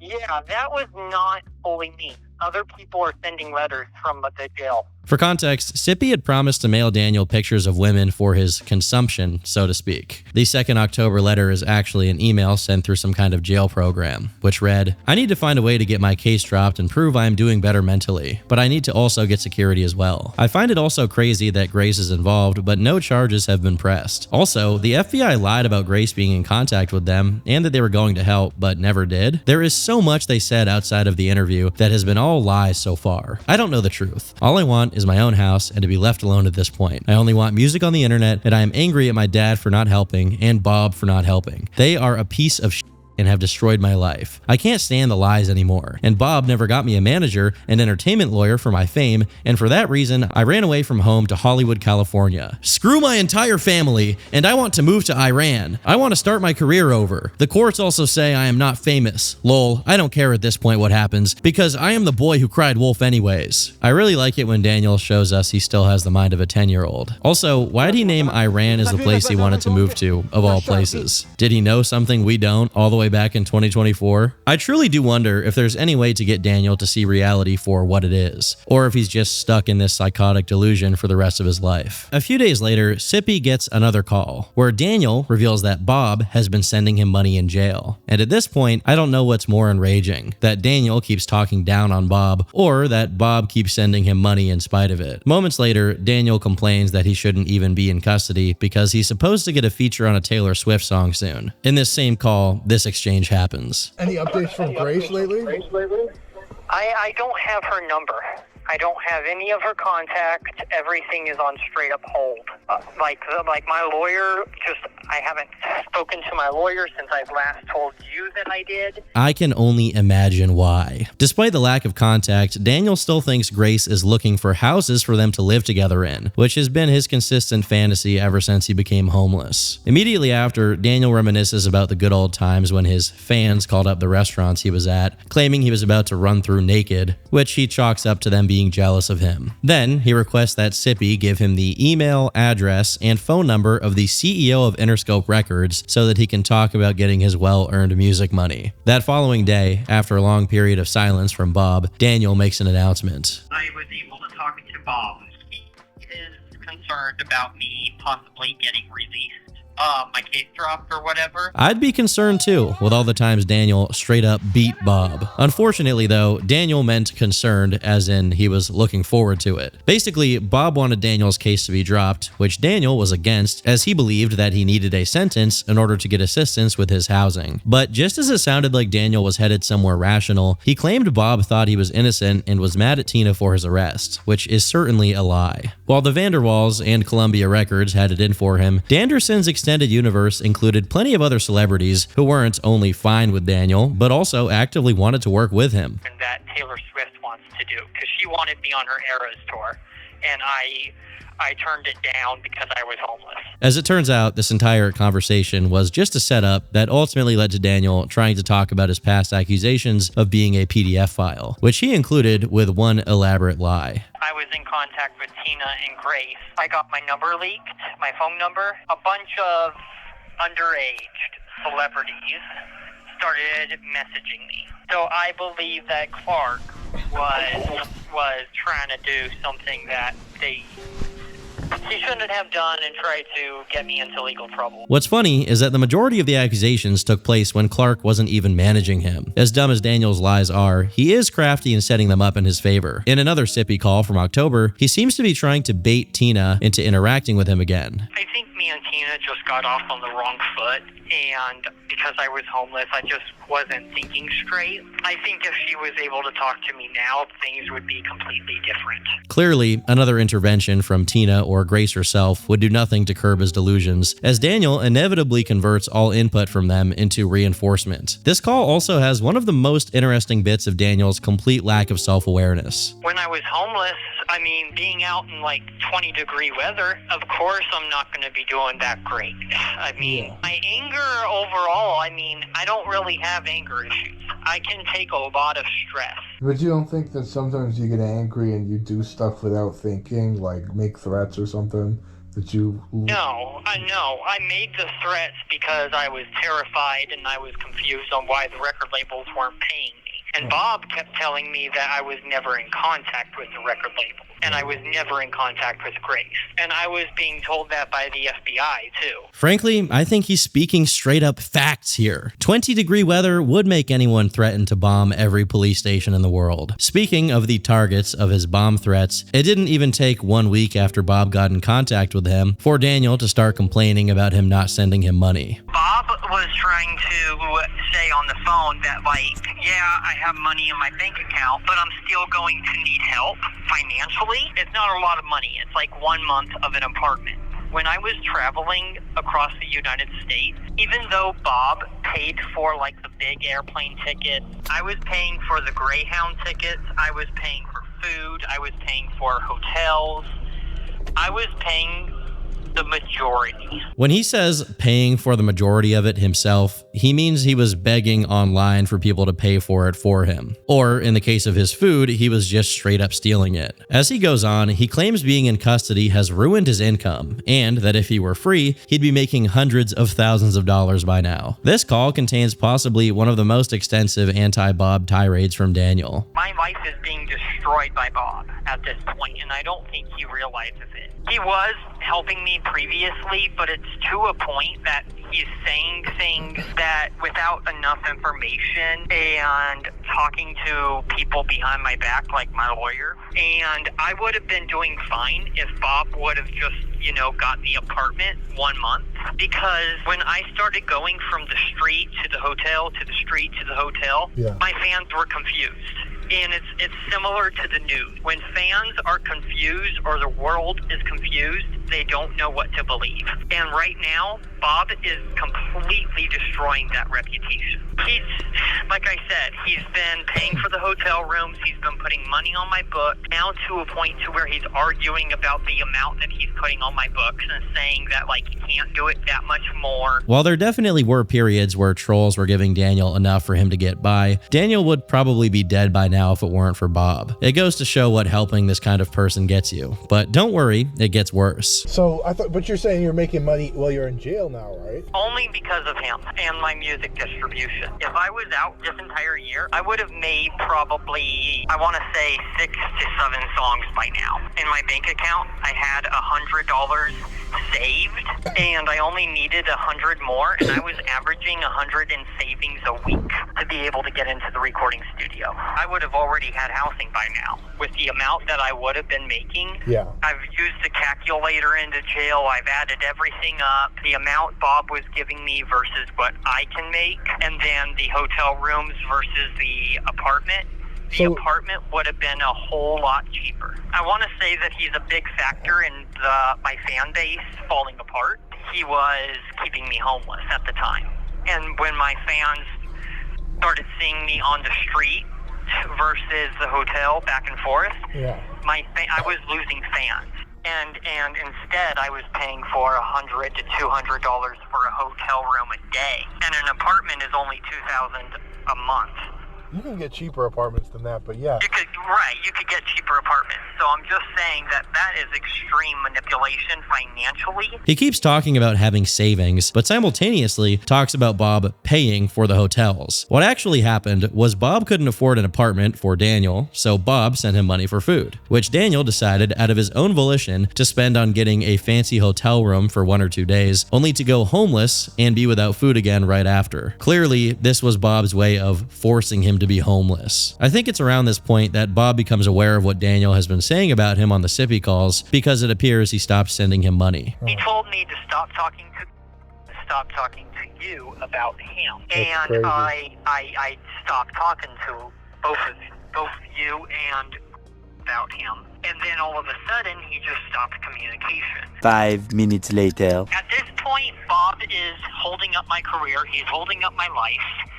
I'm like a slave to him as of this point. I'm a slave to the flippin' jail. What an evil, heartless man this Bob is. Between his complaints, Daniel mentions that his body is covered in bruises and cuts from being homeless. Bob's fault, of course, and that despite his setbacks, he won't get transferred to a mental health facility, but will be released. Why? Because he has outsmarted the court and will be pressing charges on the US government. And Bob. I'm outsmarting the court, and they're just making me look like a flippin' idiot. And at this You point, definitely are. I think it's obvious that you're smarter than the prosecutor, the judge, and everybody at this point. They're the ones making a fool out of themselves. So I went ahead and put down the United States so I can sue them. I can sue the criminal justice system. And I put down as well Bob.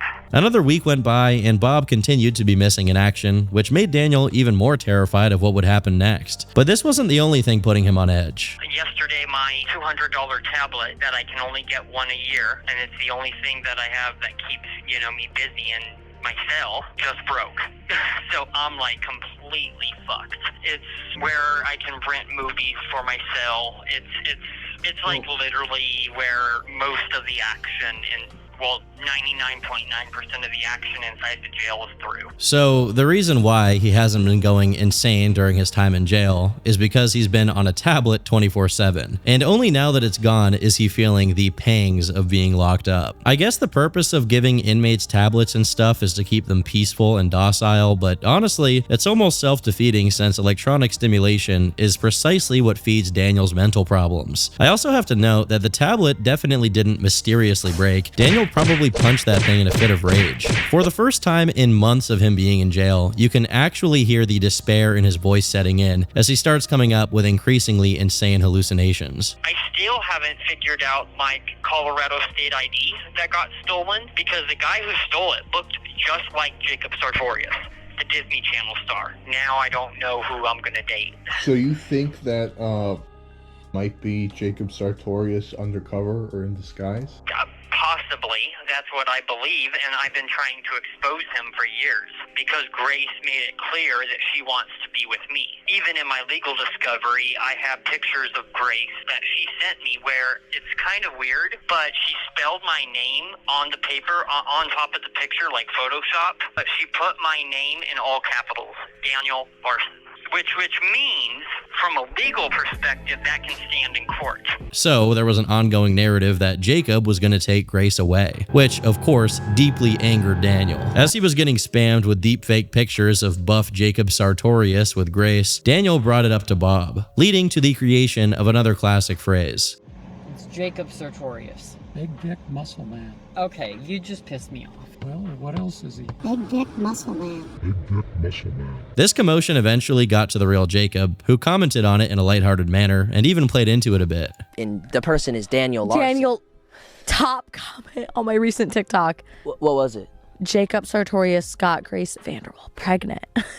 Jacob Sartorius and Grace Vanderwall are on vacation on their honeymoon in Hawaii. So I guess I went to Hawaii for my honeymoon. How was I love the story. It was great. The weather was great.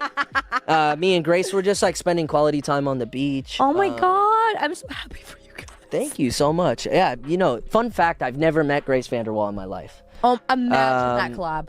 That would be viral. Maybe we have her on the podcast. Oh my God. This podcast came out in May of 2025, so there's a real possibility that in the near future, and before Daniel gets released, Grace will actually get on Jacob's podcast. I think it'll be the last straw for Daniel, so every police station in the world better say their prayers. Going back to the call, it took place on Daniel's birthday, which he's not too happy about. I'm sitting in jail on my birthday. This is now the 15th birthday I've spent behind bars. I did 20 fucking years. I hear him saying 15th here, which is impossible, so I'm assuming it's him misspeaking. A day later, we get a new Clark call where Daniel makes a revelation. Trying to drop an album in January, February, but I'm behind schedule on that. I've told the public defenders I'm behind schedule for the album this year, so I'm already fighting for 2 albums next year. I've already started that. It sounds like the relationship with Grace is real. But yeah, I can't allow that. I'm not gonna fight with you. I'm not. Yeah. I am on the fucking phone, and do you want me to fight you? Because, like, literally, I'm not gonna have this game. I'm on the phone with somebody. Relax. You're a fucking joke. You're 12 years old for getting upset at me for being on the phone. What the hell? It's always impressive to see Mr. President's ability to talk belligerent third parties down like a true peace negotiator. This incident is just one of the many signs that the other inmates were getting absolutely sick of Daniel's behavior in there, which is hardly surprising given he's never lived well among others, as we already know from the time he spent in a foster home. Eventually, this fight was contextualized in another call with Clark. We went on lockdown, and then he started saying, Grace is not in contact with you. She never will be. Your legal discovery states it. And he said, well, that's not true at all because you don't know the true facts. And my legal discovery is out of date.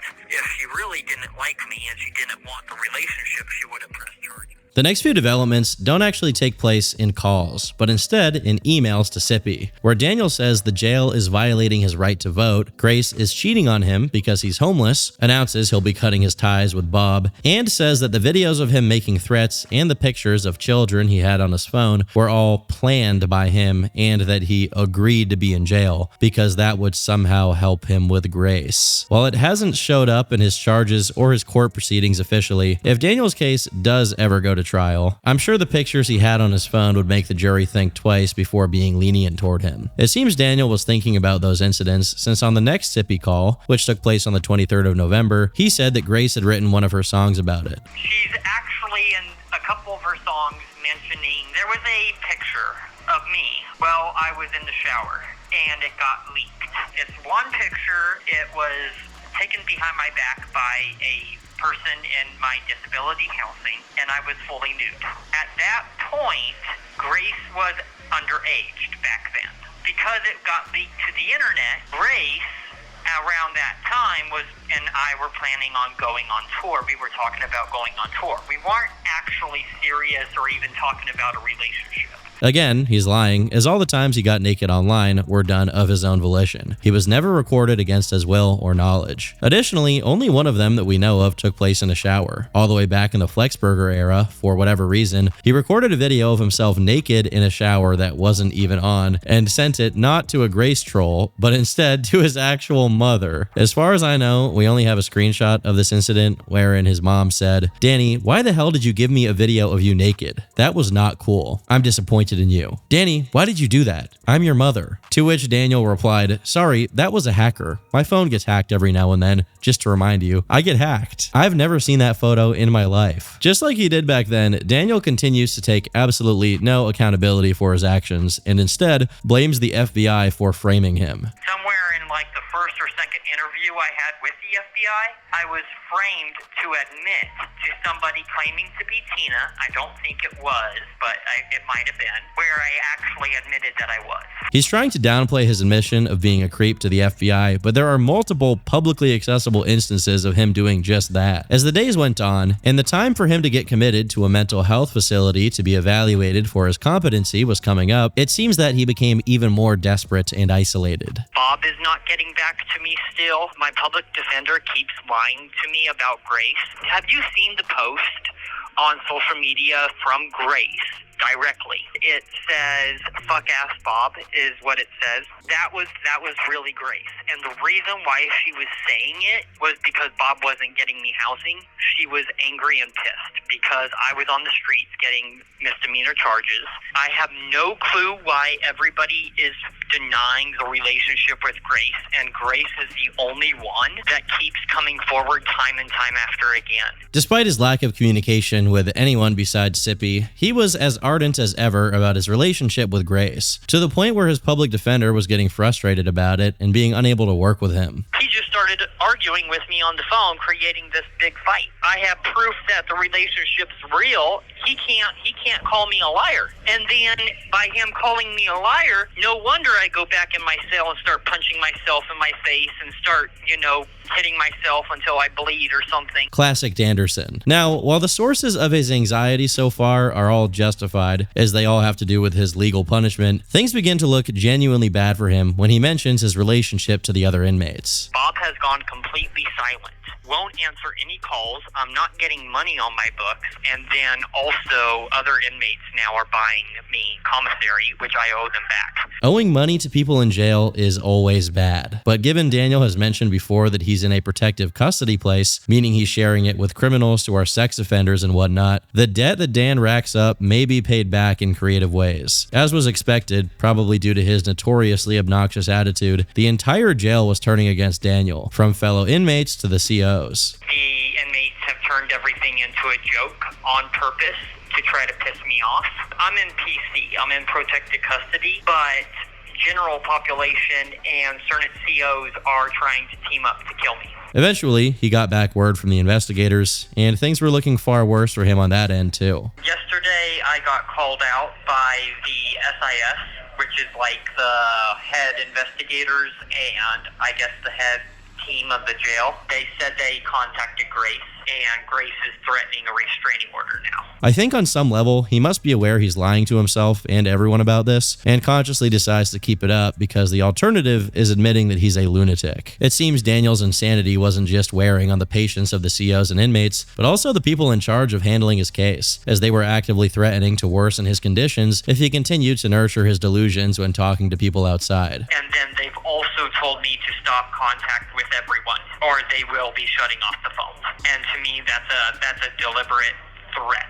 If I contact anybody, they will throw me in the shoe if I use the phone, which goes against my amendments. They are also saying that Grace is not involved in my case when she is, because she's in my my legal discovery. And the reason why I'm thinking that this might be my last call is because the jail staff are threatening to stop all calls from this day forward. In this same call, he claimed the COs lied to him and said he was getting out. But when he packed up all his belongings to leave, they told him they were just playing with him. During this period, he still had access to screens, and he was going increasingly insane and becoming more self-destructive as a consequence. Psychiatric here at this jail is telling me that my mental health is doing better, but I'm in my cell every single night punching the living crap out of myself. On purpose, beating myself up to where I have cuts and bruises all over my skin and all over my body. Additionally, the lawsuit papers he had put together to sue Bob and the US government was refused by the jail's mail service, who just handed Daniel's papers back, which he claims is because he couldn't fill them out. Given he has no access to a printer or anything like that to even begin putting together the kind of paperwork you'd need to file a lawsuit, I have no idea what he even tried to mail. For all I know, he was mailing gay furry fan art to Bob or something. When November ended and December began, in a call to Clark, Daniel made a very dark claim. Turning into definitely me being taken advantage of, and I'm not going to let that slide. Got a new cellmate. Was with a previous cellmate that did rape me, but I reported it. What would he touch you? What the hell, Daniel? Well, it was a lot more than just that, but he held me down and wouldn't let me move or whatever and tried to do some stuff, but I reported it. We should keep in mind that even here, he may be lying for attention, as he has falsely claimed he'd suffered from that kind of thing before. But given that he's in a PC jail with other criminals of that persuasion, and that he was in debt to some of them, it's not impossible. After this call, the communications die down significantly, and for a couple of weeks, there are no new phone calls. There are, however, some emails, where Daniel announced he'd been packed up for transfer as he was getting ready to go to a facility in Springfield, Oklahoma. But most importantly, he made an announcement in classic Daniel Larson style. Emergency. The feds are trying to get me to cut ties with my dad and Bob and Tina and Grace. They were now telling me to quit my career, and Bob is a troll as well as my dad. My lawyer told me to stop. I also got on new meds because they came up with an excuse for my Latuda. Also, I guess Tina called the jail and told me to stop calling. Be careful of lies going around that I don't shower, because I shower 2 times a day and brush my teeth 3 times a day. I might get a pardon from Biden or Trump because I am an independent. First off, Latuda is an antipsychotic used to treat schizophrenia and bipolar depression, but I don't know what he means by they came up with an excuse for my Latuda. Secondly, while the fact that it riles him up and makes him crazier is enough of a justification for the jail trying to cut his contact with the outside world off, it makes even more sense if he was actively trying to call Grace and Tina from the jail. Lastly, I am absolutely calling cap on Daniel showering 2 times a week, let alone once a day. A little while after this call, there was another couple of phone calls made to Clark where it's revealed that Bob was still paying for Daniel's phone bill, which I'm assuming means he was sending Daniel money to get some other electronic phone equivalent for his new jail's commissary. A day prior to Christmas, Daniel got transferred to Grady County, and soon after to the Medical Center for Federal Prisoners in Springfield, where his evaluation would finally begin. There was another Clark call right before he went to the medical center, but it's not worth playing since not much is said, and the audio quality is absolutely terrible.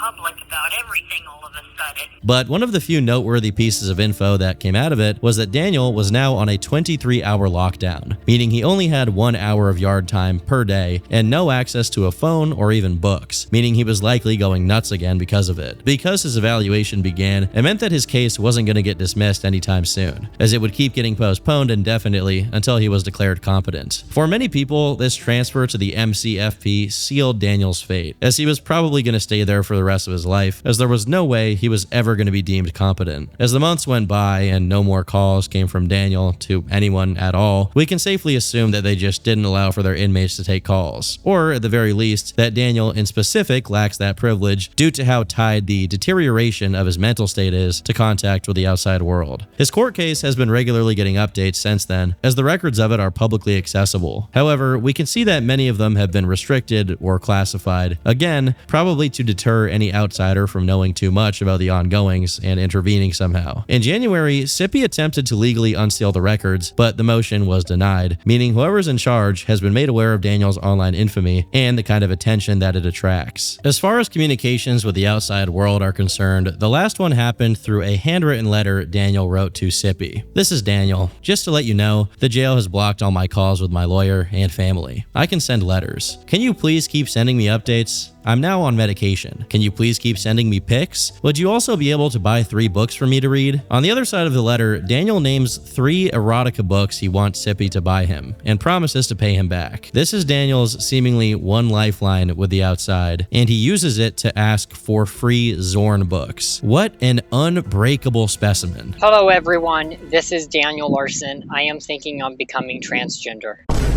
Even since this letter, there's no known communication, and although his court proceedings continue getting updated, there's no sign that a conclusion to his case is coming soon. In late April, Clark reappeared in the subreddit, and despite no solid evidence whatsoever, he made the claim that Daniel had been declared competent for trial. But this is quite unlikely since he's still in the same mental health facility, and his stay appears to have been extended. Now, if he does eventually get declared competent to stand trial, and believe me, he might be, he will probably get released on time served due to how long he's been in lockup. In order for him to be declared competent for trial, he doesn't need to necessarily dishevel himself from all his delusions about Grace. He just needs to be able to understand his legal circumstances. And especially now that he's on meds, it's definitely not impossible. On the other hand, he's been there for half a year at this point with no significant updates, so it may well be over for Danderson. After years of being sandblasted by the cold winds of Colorado, he's finally found housing in a mental hospital, no less. Perhaps this is where he belongs. You're just a young kid. What are you doing here? You ought to be out in a convertible,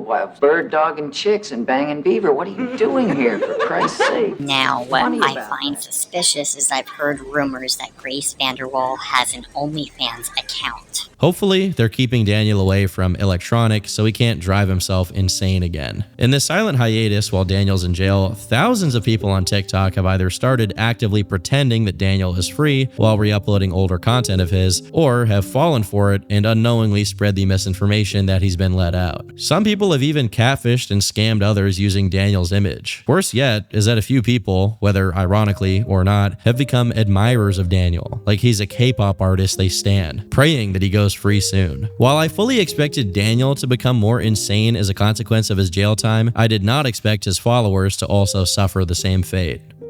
If he ever gets mentally well enough to be released, Bob's the one who's going to need to look for housing. I've been Turkey Tom, thanks for watching, and until next time, leave me alone.